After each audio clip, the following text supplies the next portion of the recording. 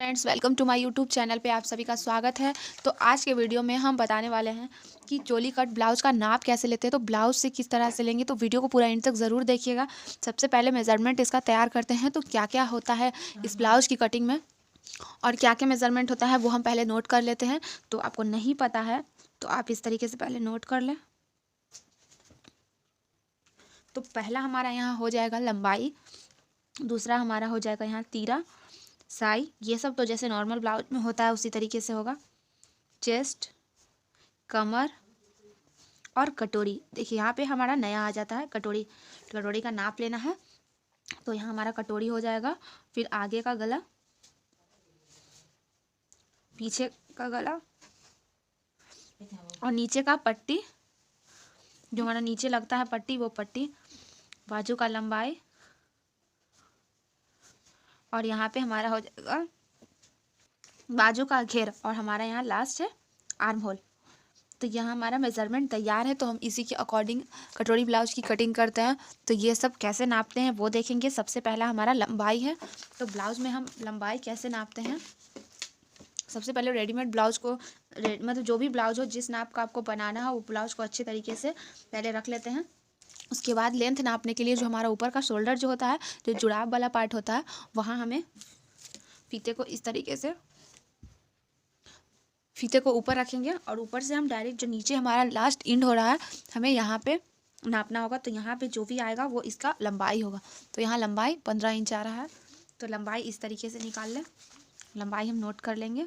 अब हमारा तीरा और साई आ रहा है। तो तीरा और साई अगर आपको बिना लंबा नाप किए हुए अगर उसका नाप निकालना है तो आप चेस्ट के अकॉर्डिंग निकाल सकते हैं। उसका वीडियो हमारे चैनल पे है, आप जाकर वहाँ देख सकते हैं। तो यहाँ से हम रखेंगे इस शोल्डर से। अब हम तीरा नाप रहे हैं तो ये जो शोल्डर है, जो हमारा बाजू का जुड़ाव वाला पार्ट है, वहाँ से हम इस तरीके से फीते को रखते हुए और दूसरे तरफ जाएंगे। जो दूसरा वाला पार्ट यहाँ जॉइनिंग वाला है वहाँ पे। तो यहाँ पे हमारा 12 इंच आ रहा है, यानी कि हमारा तीरा 12 इंच है। तो हम 12 का 12 नहीं लेते हैं, हम वहाँ उसका हाफ लेते हैं। तो उसका हाफ हमारा 6 इंच आ जाएगा। और अब हमारा साई है। तो साई भी हमारा तीरा के अकॉर्डिंग ही आता है। तो जो भी तीरा आता है उसमें हम हाफ इंच माइनस कर लेते हैं, तो वो हमारा साई निकल जाता है। तो यहाँ 6 है तो हम हाफ इंच माइनस किए तो 5.5 इंच आ जाएगा। अब हम यहाँ पे चेस्ट नापेंगे। तो चेस्ट किस तरीके से नापेंगे, तो चेस्ट नापने के लिए ये जो वाला पार्ट है जो इसमें हमारा आर्म होल ज्वाइंट रहता है, तो ये जो एंड वाला पार्ट है यहाँ से हम नापेंगे और इस तरीके से फीते को रखते हुए और दूसरे तरफ ले जाएंगे और दूसरे आर्म होल से जाकर मिलाएंगे। इस तरीके से देखिए यहाँ पे हमारा कितना आ रहा है। तो बिल्कुल यहाँ पे रखना है फीता को। तो यहाँ हमारा आ रहा है 20.5 इंच, यानी कि हमारा यहाँ चेस्ट हो गया। तो यहाँ चेस्ट हमारा हो जाएगा 41 इंच। तो 20.5 का मतलब हो गया 20.5। तो 20.5 हो गया तो उसको डबल किए तो यहाँ पे 41 हो जाएगा। अब हम कमर नाप लेंगे। तो कमर को किस तरीके से नापेंगे, तो ये हमारा नीचे वाला पार्ट है जो कमर हो जाता है। तो हम कमर को यहाँ से नापेंगे। ये जो हमारा पार्ट है, यहाँ पे फीते को बिल्कुल बराबर से रखते हुए और यहाँ तक हमें नापना है। तो इस तरीके से हमारा कमर हो गया। यहाँ पे दिख रहा होगा आपको 18 इंच। तो डबल में हम करेंगे तो हमारा 36 इंच आ जाएगा। मतलब कि कमर हमारा यहाँ पे 36 इंच आ रहा है।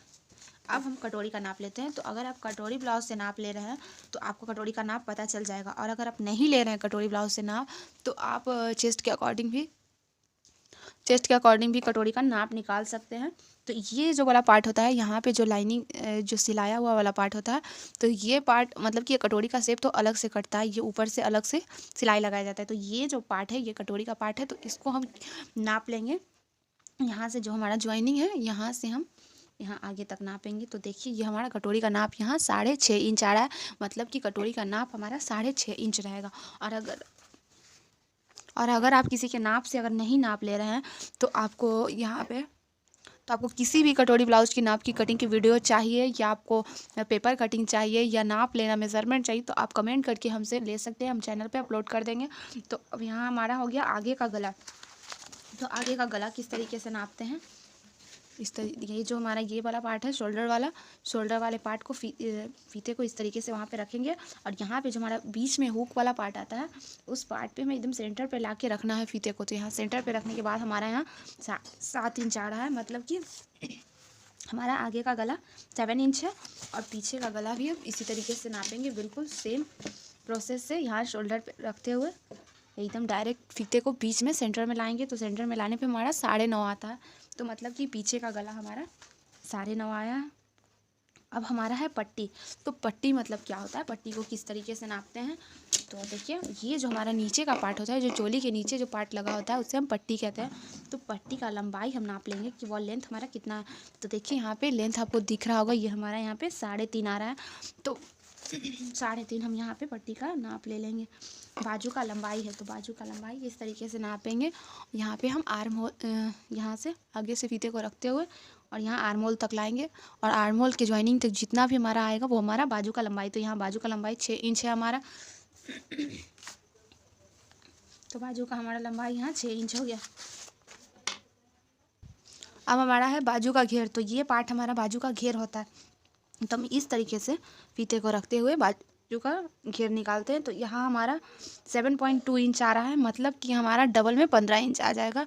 7 7 14 और हाफ यहाँ पे।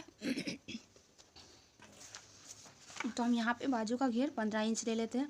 अब हमारा लास्ट और आखिरी हमारे यहाँ पे है आर्म होल। तो आर्म होल किस तरह से निकालेंगे, इस पार्ट को हम आर्म होल कहते हैं। तो इसी पे हमारा ब्लाउज डिपेंड करता है, फिटिंग बैठता है। तो यहाँ पे हम नीचे की तरफ से रखते हुए और पूरा राउंड में हम इसे नाप लेंगे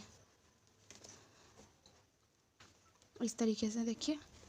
और यहाँ हमारा आर्म होल आ रहा है 9 इंच, दिख रहा होगा आपको। यहाँ पे आर्म होल एकदम राउंड से नापना है, जिस तरीके से ये जॉइंट है उसी तरीके से हम नापेंगे। तो 9 इंच आ रहा है, तो हम डबल करेंगे तो हमारा 18 आ जाएगा। यहाँ हमारा 18 इंच, यानी कि हमारा आर्म होल 18 इंच है। तो इस तरीके से हम यहाँ पूरा मेज़रमेंट तैयार कर लिए हैं। तो आप सबको अगर नाप में फिर भी कोई प्रॉब्लम हो तो आप कमेंट करके पूछ सकते हैं। अगर आपको किसी भी नाप का कटोरी ब्लाउज की कटिंग और स्टिचिंग की किसी भी मेज़रमेंट की ज़रूरत हो तो आप कमेंट करके पूछ सकते हैं।